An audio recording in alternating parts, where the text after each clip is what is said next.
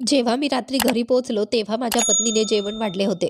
मी तिचा हात माझ्या हातात घेतला आणि म्हणालो, "मला तुझ्याशी काही बोलायचे आहे." ती शांत बसून जेवत होती, पण तिच्या डोळ्यात एक प्रकारची वेदना स्पष्ट दिसत होती. अचानक मला कळेना की हे कसं सांगू, पण ते सांगणे गरजेचे होते. शांतपणे मी म्हणालो, "मला घटस्फोट हवा आहे." माझ्या शब्दांनी जणू काही तिला काहीही फरक पडला नाही. ती शांत राहिली. मग तिने विचारले, "का घटस्फोट हवा आहे?" मी तिच्या प्रश्नाला टाळले आणि तिला राग आला. तिने चमचा उचलून फेकून दिला आणि जोरात ओरडली, "तू माणूस नाहीस." त्या रात्री आम्ही एकमेकांशी काहीही बोललो नाही. ती रडत होती. मला माहीत होते की ती हे जाणून घ्यायला उत्सुक होती, की अखेर असं काय झाले की आमचे नाते तुटण्याच्या उंबरठ्यावर आले. पण तिच्या प्रश्नांना उत्तर देणं माझ्यासाठी अशक्य होते. मी आता जेन नावाच्या दुसऱ्या व्यक्तीच्या प्रेमात पडलो होतो. आता मला पत्नीवर प्रेम राहिले नव्हते. मी तिला तिच्या वर्षानुवर्षाच्या प्रेमाची शिक्षा दिली होती. मनाचा कडवटपणा होऊन मी घटस्फोटासाठी ड्राफ्ट पेपर्स तयार केले, ज्यात लिहिले होते की तिला आमचे घर, माझी गाडी आणि कंपनीतील 30% शेअर मिळतील. पण तिने ते पेपर्स पाहून फाडून टाकले. ती स्त्री जिने माझ्यासोबत आयुष्याचे 10 वर्ष घालवले, आज माझ्यासाठी अनोळखी झाली होती. मला वाटले की तिच्या आयुष्यातील 10 वर्षे मी वाया घालवली. पण मी आता काहीही बदलू शकत नव्हतो, कारण मी दुसऱ्या व्यक्तीवर प्रेम करायला लागलो होतो. शेवटी तिचा संयम तुटला आणि ती माझ्यासमोर रडू लागली. तिचे रडणे माझ्यासाठी एक प्रकारे तिची मुक्तता होती. घटस्फोटाच्या विचारांनी मला अनेक दिवस त्रास दिला होता, पण आता सगळं स्पष्ट झाले होते. दुसऱ्या दिवशी मी खूप उशिरा घरी आलो. मी पाहिले ती टेबलवर काहीतरी लिहत होती. मी रात्रीचे जेवण केले नव्हते, पण तरीही थेट वर माझ्या खोलीत जाऊन झोपलो, कारण दिवसभर जेनसोबत राहून आणि अनेक कामं केल्यामुळे मी खूप थकून गेलो होतो. ती बहुतेक त्या टेबलावर लिहिता लिहिता झोपून गेली. सकाळी तिने घटस्फोटासाठी अटी सांगितल्या. तिला माझ्याकडून काहीच नको होते, फक्त घटस्फोटापूर्वी 1 महिन्याचा वेळ हवा होता. तिने विनंती केली की या महिन्यात आम्ही जुने आयुष्य पुन्हा एकदा जगण्याचा प्रयत्न करावा, कारण आमच्या मुलाची परीक्षा आहे आणि तिला नवरा बायकोच्या तुटलेल्या नात्याचा परिणाम मुलाच्या अभ्यासावर होऊ द्यायचा नव्हता. माझ्या मतेही हा विचार योग्य वाटला, पण ती आणखी काही गोष्टीही इच्छित होती. जसं लग्नाच्या दिवशी मी तिला उचलून लग्नाच्या खोलीपर्यंत नेले होते, तसंच प्रत्येक दिवशी 1 महिन्यापर्यंत मला तिला मुख्य दरवाजापासून बेडरूमपर्यंत उचलून न्यायचे होते.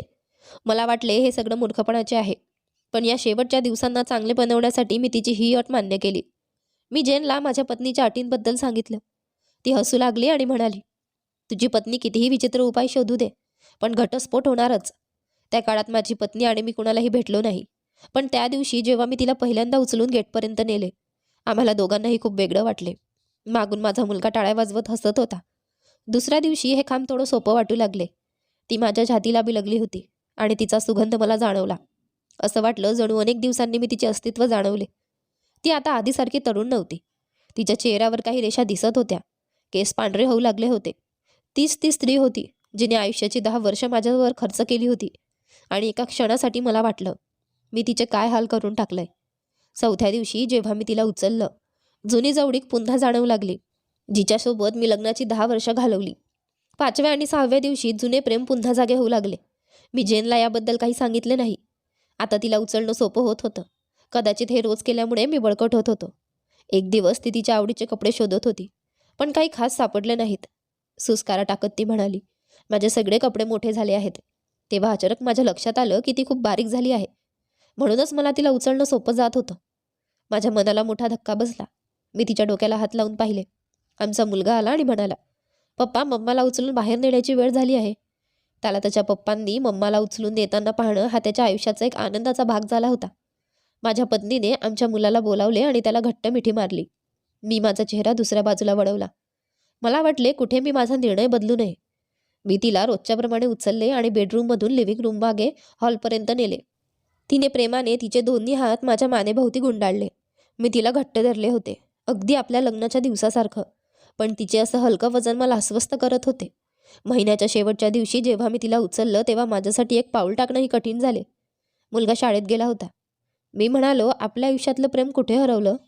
मी माझ्या कारने ऑफिसला गेलो आणि कारमधून उडी मारून बाहेर आलो. कार लॉकही केली नाही.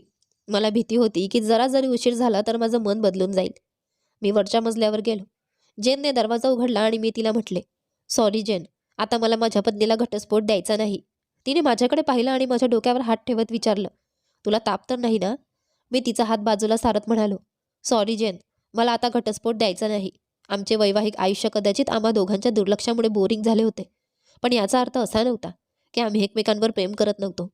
आता मला जाणवलं की ज्या दिवशी मी तिला लग्न करून घरी आणले होते, त्या दिवसापासून ते आयुष्याच्या शेवटच्या दिवसापर्यंत मला तिची साथ द्यायची आहे. जेन अचानक भानावर आली. तिने मला एक जोरदार थप्पड मारली आणि माझ्या तोंडावर दरवाजा बंद करत रडू लागली. मी जिन्यावरून खाली उतरलो आणि कारमध्ये बसलो. पुढे एका फुलांच्या दुकानाजवळ थांबलो आणि माझ्या प्रिय पत्नीसाठी एक सुंदरसा गुलदस्ता घेतला. विक्रेत्या मुलीने विचारले, यावर काय लिहायचे आहे?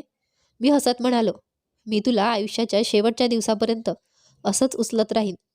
त्या संध्याकाळी जेव्हा मी घरात आलो, माझ्या हातात गुलदस्ता होता आणि चेहऱ्यावर हसू होते.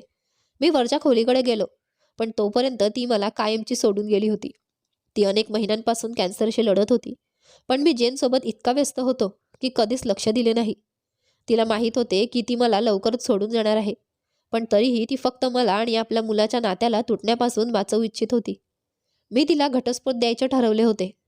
तरीही तिने मला आमच्या मुलाच्या डोळ्यात एक चांगला पती आणि वडील बनवले. जीवनातील छोट्या छोट्या गोष्टी नात्यांमध्ये खूप महत्त्वाच्या असतात.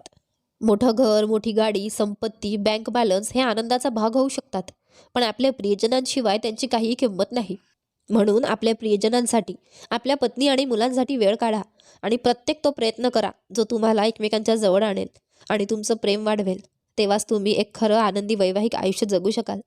जर हे शेअर केले नाही तरी काही फरक पडणार नाही, पण हो, कदाचित तुमचं एक शेअर कोणाचे तरी तुटणारं घर आणि आयुष्य वाचवू शकतं. जीवनात हरलेले अनेकदा हेच जाणत नाहीत की एक पाऊल त्यांना आयुष्याच्या दिशेनं नेऊ शकले असते. आशा करते की तुम्हाला आमची कथा आवडली असेल. कथा आवडली असेल तर व्हिडिओला लाईक करा. तुम्ही चॅनलवर नवीन असाल तर सबस्क्राईब करा आणि हो, नोटिफिकेशन बेल दाबा जेणेकरून पुढील व्हिडिओची अपडेट तुम्हाला सर्वात आधी मिळेल. धन्यवाद.